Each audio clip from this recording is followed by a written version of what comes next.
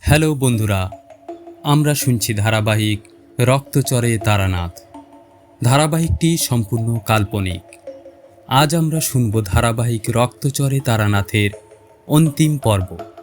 এমনই একদিন সূর্যোদয় হওয়ার আগে পদ্মাবতী বাড়ি ছেড়েছে রাজপুত্র লোহিত চক্রের খোঁজে। পদ্মাবতী কোথায় গেল এই খোঁজে সবাই ব্যস্ত। কেউ আর পদ্মাবতীর খোঁজ পায় না। যে প্রান্তে তারা অবস্থান করছিল সেই প্রান্তের গা ঘেঁষে বৃহৎ জঙ্গল রয়েছে। হতে পারে সেই জঙ্গলের দিকেই রাজকুমারী পদ্মাবতী চলে গেছেন। জমিদার রায় সাহেবের নির্দেশে তাঁর অনুগামীরা পদ্মাবতীকে খুঁজতে বেরিয়ে পড়েন। চতুর্দিকে পদ্মাবতীর খোঁজে লোক পাঠানো হয়। পদ্মাবতীর নিখোঁজের দিন থেকে ছোট রানী মা চামুণ্ডার মন্দিরে বিশেষ প্রার্থনায় বসেছেন। তিনি অনাহারে রয়েছেন, জল পর্যন্ত গ্রহণ করেন না। যতক্ষণ পর্যন্ত না পরিবারের সদস্যরা ঘরে ফেরে ততক্ষণ তিনি বিশেষ পুজোর মাধ্যমে যজ্ঞাসনে বসবেন। প্রায় ৩-৪ দিন যজ্ঞাসনে বসার পর একদিন মা চামুণ্ডা ছোট রানীকে স্বপ্নাদেশ দিলেন। পরিবারের সন্তান পদ্মাবতী ও লোহিত চক্র সুস্থ রয়েছে। তারা একে অপরের সাথে মিলিত হয়েছে। দাদা নরসিংহের জন্য রাজ্য উদ্ধারের স্বার্থে এক অজ্ঞাত স্থানে আস্থানা গেড়েছে। সেখান থেকেই তারা পিতা বীরভদ্রের হারানো রাজ্য উদ্ধারের পরিকল্পনায় রয়েছে। শীঘ্রই নিজেদের উদ্দেশ্য পূরণ করে ঘরে ফিরবে। মা চামুণ্ডার তরফ থেকে এমন অভয়বাণী পেয়ে ছোট রানী এবং তাঁর পরিবারের অন্যান্য সদস্যরা এখন একটু চিন্তামুক্ত হয়েছেন। আশা করছেন ছেলে এবং জামাই নিশ্চয়ই ঘরে ফিরবে মা চামুণ্ডার কৃপায়। আমরা নিশ্চয়ই জেনেছি গল্পের শুরুতে গজানন পণ্ডিতের ছেলে সোমরাজের কথা। যে ছেলে মা চামুণ্ডার ভক্ত ছিল সে এখন রক্তচরের বড় তন্ত্র সাধক। অন্যান্য সাধুরা সোমরাজের নাম তারানাথ রেখেছেন। তার তন্ত্র সাধনার কীর্তি চতুর্দিকে লোকে মুখে ছড়িয়ে পড়ে। গজানন পণ্ডিতেরা আর জীবিত নেই। তাঁর রাজ্যের দখল নিয়েছিল জগাচণ্ডাল। জগাচণ্ডাল আর রাজমহলে নেই। সেই রাজমহল ব্রহ্মচক্রের সৈন্যদের দখলে। ব্রহ্মচক্র নিজেও মা চামুণ্ডার উপাসক। মহারাজ ব্রহ্মচক্র প্রতিজ্ঞা করেছেন, যতদিন না তিনি রক্তচরের গুপ্তধন উদ্ধার করতে না পারছেন ততদিন তিনি নিজের কারাগারে নিজেকে বন্দী রাখবেন। এমতাবস্থায় গোপন পথ ধরে পদ্মাবতী ও লোহিত চক্র পৌঁছে যায় রক্তচরে। রক্তচরে পৌঁছে প্রথমেই দুজনে ওঠে গজানন পণ্ডিতের বাড়ি, অর্থাৎ তারানাথের বাড়ি। সেখানে গজানন পণ্ডিতের ছেলে সোমরাজকে সমস্ত বিষয়ে অবলোকন করানো হয় এবং পিতার সম্পত্তি কিভাবে পুনরুদ্ধার করা যায় সেই বিষয়ে দীর্ঘ আলোচনা হয়। এখন ওই স্থান দখলে রয়েছে রাজা ব্রহ্মচক্রের সৈন্যদের হাতে। এদিকে আবার কুনি ও তার স্বামী নরহরি দুজন ধনুক ভাঙা পণ ধরেছে। রাজা বীরভদ্রের পরিবারের কাউকে এই গ্রামে প্রবেশ করতে দেবে না। যদি কেউ প্রবেশ করার চেষ্টা করে তাহলে তাদের রক্তচরে সম্মুখ সমরে আসতে হবে। সকল গ্রামবাসীর সাথে আবার লড়াইয়ের ময়দানে নামতে হবে, যুদ্ধ করতে হবে, আবার রক্ত ঝরবে। তাই রাজ্যপাট উদ্ধার করা মুশকিল। এখনও রক্তচরের সকল গ্রামবাসী ক্ষিপ্র। তারা কেউ চায় না রাজা বীরভদ্রের পরিবার আবার ফিরুক। তবুও পণ্ডিত সোমরাজ রক্তচরের গ্রামবাসীদের বোঝাবেন তারা যেন আপনাদের ফেরা নিয়ে কোনো আপত্তি না তোলে। তাছাড়া প্রথমে লড়াই করতে হবে রাজা ব্রহ্মচক্রের সৈন্যদের সাথে। ওরা ঘিরে রয়েছে রাজপ্রাসাদ। প্রতিদিন গুপ্তধন খোঁজে খনন চালিয়ে যাচ্ছে। ওদের ফিরে যাওয়ার কোনো লক্ষণ দেখা যাচ্ছে না। তাই এক প্রকার ব্যর্থ হয়ে রাজকুমার লোহিত চক্র ও তার অর্ধাঙ্গিনী পদ্মাবতী নিজ গৃহে ফিরতে চায়। এতদিনে নিষ্ফল চেষ্টায় ঘরে ফেরা ছাড়া উপায় নেই। তাই মনে একরাশ হতাশা নিয়ে ওরা দুজন ঘরে ফিরছে। ঘরে ফেরার পথে পদ্মাবতী ক্লান্ত হয়ে যায়। সে ও তার স্বামী দুজন এক গাছের গোড়ায় বসে বিশ্রাম নিচ্ছে। দীর্ঘ পথ হাঁটতে গিয়ে ওরা দুজনেই ক্লান্ত। ওদের ক্লান্তির ছাপ চোখে মুখে স্পষ্ট। এমন সময় ওরা লক্ষ্য করে ওদের মাথার উপর প্রচুর শকুন উঠছে। এত শকুনের একসাথে উড়বার কারণ ওরা বুঝতে পারছে না। কোনো বিপদের সংকেত নয় তো? তাই লোহিত চক্র ও পদ্মাবতী দুজন আর সময় নষ্ট করতে চায় না।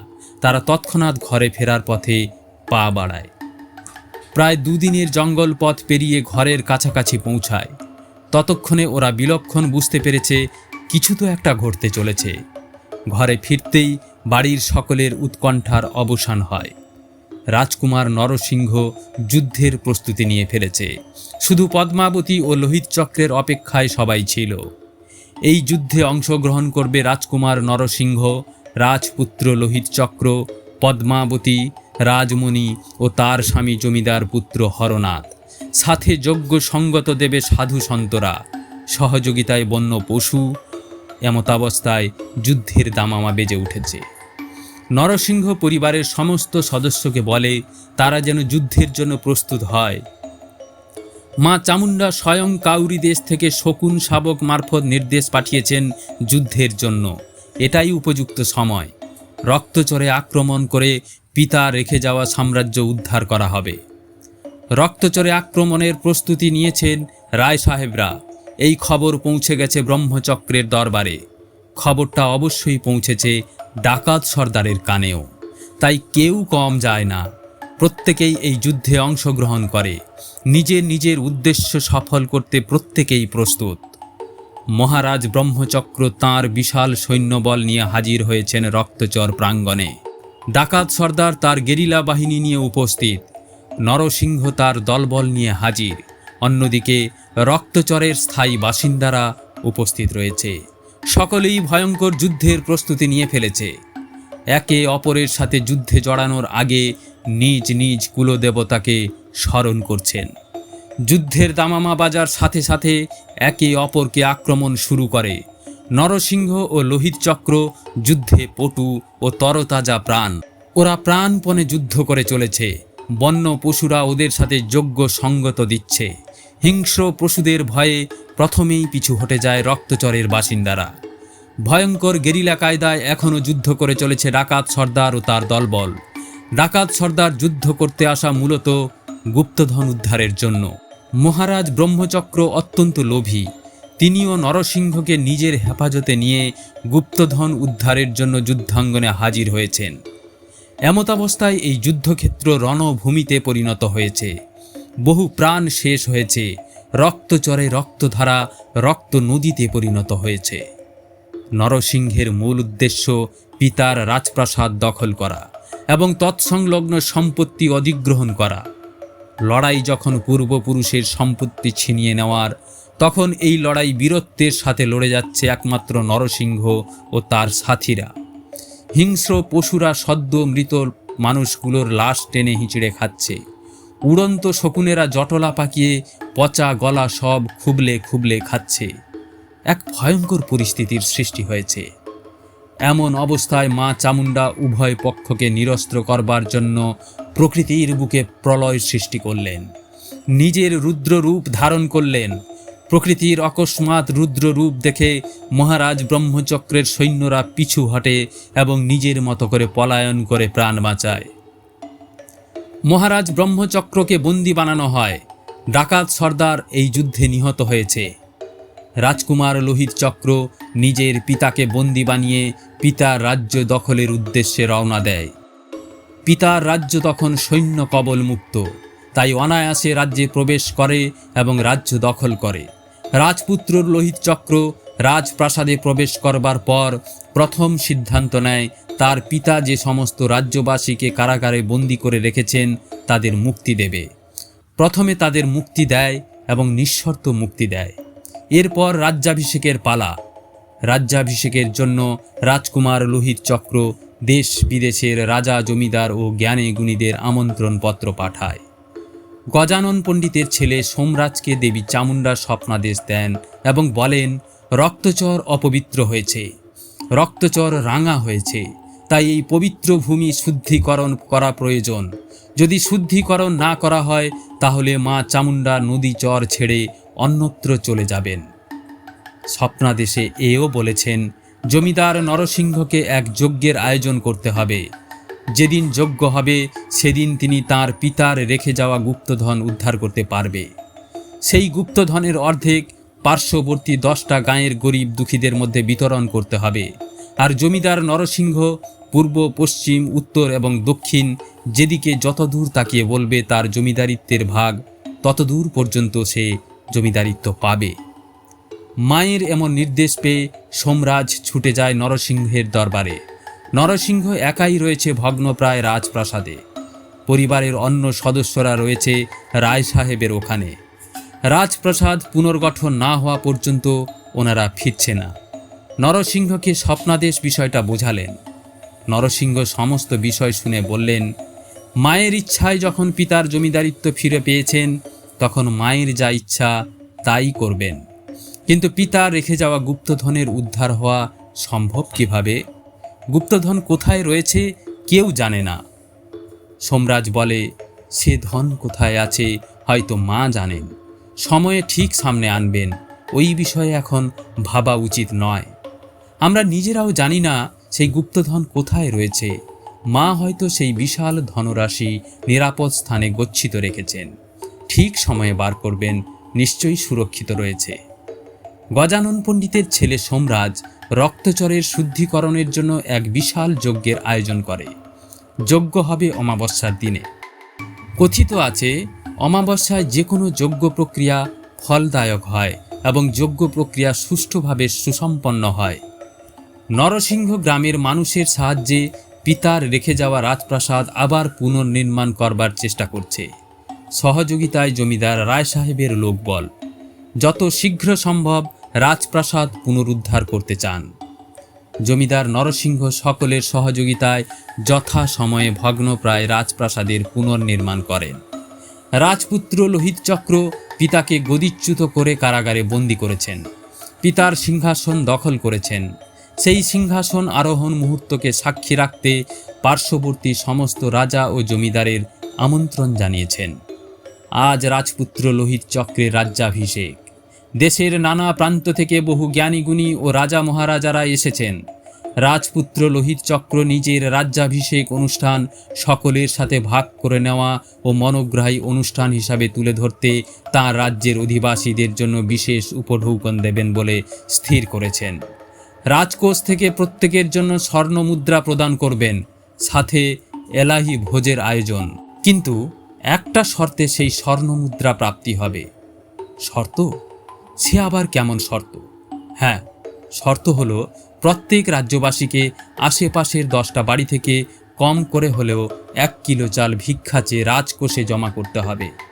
বিনিময়ে স্বর্ণমুদ্রা পাওয়া যাবে। মাত্র 10টা বাড়ি থেকে 1 কিলো চাল ভিক্ষা করে জমা দিলেই যদি বহুমূল্য স্বর্ণমুদ্রা প্রাপ্তি ঘটে, তাহলে ভিক্ষা করতে ক্ষতি কি? তাই প্রত্যেকের আশেপাশের 10টা বাড়ি থেকে ভিক্ষা করে 1 কিলো চাল রাজদরবারে দান করে এবং স্বর্ণমুদ্রা সংগ্রহ করে। সেই 1 কিলো চাল জমা হতে হতে বিশাল চালের ভাণ্ডার তৈরি হয়। চাল রাখার জন্য আলাদা গৃহ নির্মাণ করতে হয়েছে। ভাবী রাজার মন্ত্রীরা লোহিত চক্রকে জিজ্ঞেস করলেন, মহারাজা, আপনি কেন এই ভিক্ষার বন্দোবস্ত করলেন? আমরা কিছুই বুঝতে পারছি না। তখন লোহিত চক্র বললেন, এখন কিছু বুঝতে পারবেন না। কেন আমি এই সিদ্ধান্ত নিলাম তার ব্যাখ্যা আপনারা নিশ্চয়ই বুঝতে পারবেন পরে। আমার কর্মপদ্ধতি সম্পূর্ণ আলাদা। পিতার ন্যায় আমি রাজ্য পরিচালনা করতে পারবো না। আমার রাজত্বে কোনো জুলুম হবে না প্রজাদের উপর। আপনারা শুধু আমার কর্মপদ্ধতি দেখুন এবং আমার আদেশ মেনে চলুন। প্রজাদের আশীর্বাদ ছাড়া অভিশাপ পাবেন না। রাজপুত্র লোহিত চক্রের বিরাট আয়োজনের মধ্য দিয়ে রাজ্যাভিষেক হয়। এই রাজ্যাভিষেকে আমন্ত্রিত অতিথিরা রাজপুত্র লোহিত চক্রকে নিজের মতো করে আশীর্বাদ করেন এবং রাজ্য চালানোর জন্য অনেক জমিদার ও রাজা মহারাজারা নিজের সামর্থ্য অনুযায়ী উপঢৌকন দিয়ে যান। সদ্য নিযুক্ত লোহিত চক্রকে রাজ্যভার সামলানোর নানান পরামর্শ দিয়েছেন এবং প্রত্যেকেই তাঁকে সাহায্য করবেন বলে অঙ্গীকার করেছেন। সিংহাসনে বসেই রাজপুত্র লোহিত চক্র তার গুপ্তচরদের রাজ্যের নানা প্রান্তে পাঠিয়েছেন প্রজাদের অভাব অভিযোগ শুনবার জন্য। বর্তমানে তিনি স্ত্রীকে নিয়ে সুখে সংসার করছেন। মহারাজ লোহিত চক্রের গুপ্তচরেরা রাজ্যের নানা প্রান্তে ঘুরে ঘুরে প্রজাদের অভাব অভিযোগ শুনবার পর মহারাজ লোহিত চক্র কী করেন তা আমরা অবশ্যই আজকের এই শেষ পর্বে জেনে নেব। তার আগে জমিদার নরসিংহের জমিদারিত্ব ফিরে পাওয়া ও মা চামুণ্ডার নামে মহাযজ্ঞের আয়োজন সুসম্পন্ন হওয়ার প্রক্রিয়াগুলোয় আমরা চোখ রাখব। রক্তচরের জমিদার বাড়ি সেজে উঠেছে। এখানে একটা রহস্য এখনও লুকিয়ে রয়েছে।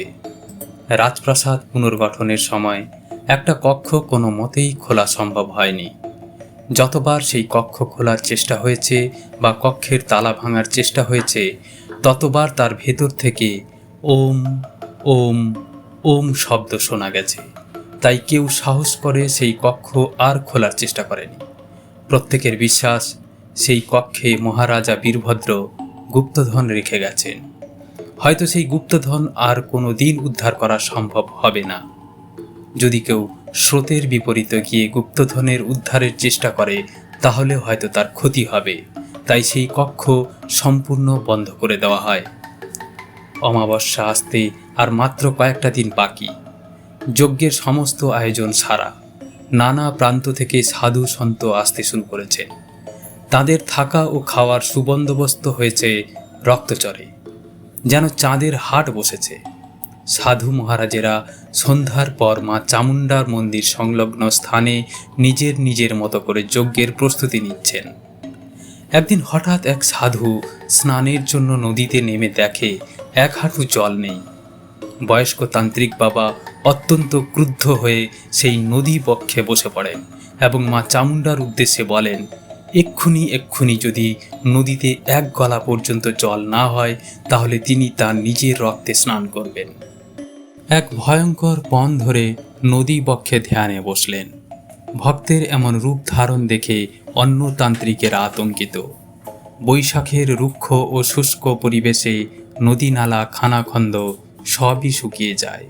এই নদী তো সংকীর্ণ নদী, কখনোই এই নদীতে এক গলা জল আসা সম্ভব নয়।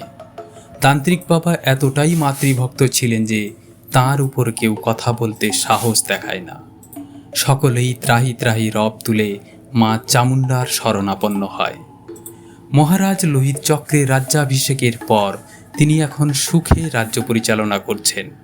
এখন দেবী চামুণ্ডার আজ্ঞানুসারে গজানন পণ্ডিতের ছেলে সোমরাজ রক্তচরে বিরাট যজ্ঞের আয়োজন করেছেন। এই যজ্ঞস্থলে উপস্থিত থাকবেন দেশ বিদেশের সাধু সন্তরা, উপস্থিত থাকবেন বহু প্রদেশের রাজা ও রানী। নরসিংহ যজ্ঞের সমস্ত খরচ বহন করছেন। রক্তচরের সংকীর্ণ নদী রক্তরেখা গ্রীষ্মকালীন সময়ে সম্পূর্ণ শুকিয়ে যায়। সাধু মহারাজ যেভাবে পণ ধরেছেন, রক্তচরের রক্তরেখা নদীতে বসে রয়েছেন, তাতে দেবী চামুণ্ডা প্রসন্ন হন। রুক্ষ শুষ্ক সময়ে রক্তরেখা নদীতে জলপ্লাবন দেখা দেয়। নদীর জলস্তর হু হু করে বাড়তে থাকে। সাধুর মেপে দেওয়া স্থান পর্যন্ত জল এসে থমকে যায়। সেই জলে স্নান সেরে সাধু মহারাজ মা চামুণ্ডার নাম নিতে নিতে মন্দির প্রাঙ্গণে উপস্থিত হন। এমন অলৌকিক ঘটনার সাক্ষী যারা থেকেছেন তারা প্রত্যেকেই অবাক হয়েছেন এবং বারবার মা চামুণ্ডার জয়, মা চামুণ্ডার জয় এই রকম জয়ধ্বনি তুলেছেন। সারা রাত তন্ত্র মন্ত্র ও যজ্ঞ অনুষ্ঠানের মধ্য দিয়ে পুজো হয়। এমতাবস্থায় যখন প্রদেশের সমস্ত প্রজারা নিদ্রায়, ঠিক তখনই দেবী রক্তচরে প্রকট হলেন। তার কয়েকজন সাথীদের নিয়ে তিনি নরসিংহের সদ্য পুনরুদ্ধার করা রাজপ্রাসাদের উদ্দেশ্যে রওনা দিলেন। পেছনে পেছনে সাধু মহারাজেরাও চললেন। মহারাজ নরসিংহ দেবীর এমন রূপ দেখে সংজ্ঞাহীন হয়েছেন। তাকেও দেবীর সাথে রাজপ্রাসাদে নিয়ে আসা হয়েছে। দেবী চামুণ্ডার স্পষ্ট নির্দেশ, এই গচ্ছিত সম্পদ দিয়ে প্রতি বছর রক্তচরে এক যজ্ঞের আয়োজন করতে হবে এবং প্রদেশের সমস্ত প্রজাকে একবেলা অন্ন ভোগ গ্রহণের আমন্ত্রণ জানাতে হবে। ওই দিন যারা মা চামুণ্ডার মন্দিরে উপস্থিত থেকে মাকে স্মরণ করবে, মা তাঁদের মনস্কামনা পূরণ করবেন। এই বলে মা চামুণ্ডা সাথীদের সাথে রাজপ্রাসাদ থেকে বিলীন হয়ে যান। সকলে মা চামুণ্ডার জয়, মা চামুণ্ডার জয় এই স্লোগান তুলে আকাশ বাতাস মুখরিত করলেন। সাধু সন্তরা পরের দিন রক্তচরে ভোজের আয়োজন করেন এবং রক্তচরে সব সময়ের জন্য প্রধান পুরোহিত সোমরাজ নিয়োজিত হলেন। ছোট রানীকে সোমরাজ বৌমা বলে ডাকতেন। ছোট রানী নিয়মিত রক্তচরে এসে মা চামুণ্ডার সেবায় নিয়োজিত হতেন। সেই থেকে ছোট রানীকে প্রদেশবাসী রক্তচরের বৌমা বলে ডাকতেন আর সোমরাজকে তারানাথ তান্ত্রিক হিসাবে মেনে নিয়েছেন। বন্ধুরা, এতক্ষণ অবধি আপনারা শুনলেন ধারাবাহিক রক্তচরে তারানাথ। আজ আপনারা শুনলেন ধারাবাহিক রক্তচরে তারানাথের শেষ এপিসোড। আজকের এপিসোডটি আপনাদের কেমন লাগলো নিজ নিজ মতামত দিতে ভুলবেন না। শ্রোতা বন্ধুরা, যারা নতুন করে আমার প্রোফাইলে আসছেন এবং গল্প শুনছেন, তাঁরা যদি রক্তচরে তারানাথের সম্পূর্ণ এপিসোড শুনতে চান তাহলে আমার এই গল্পের ডেসক্রিপশান বক্সে পেয়ে যাবেন সমস্ত লিঙ্ক। সকলে ভালো থাকবেন, সুস্থ থাকবেন এই কামনা করি। নমস্কার।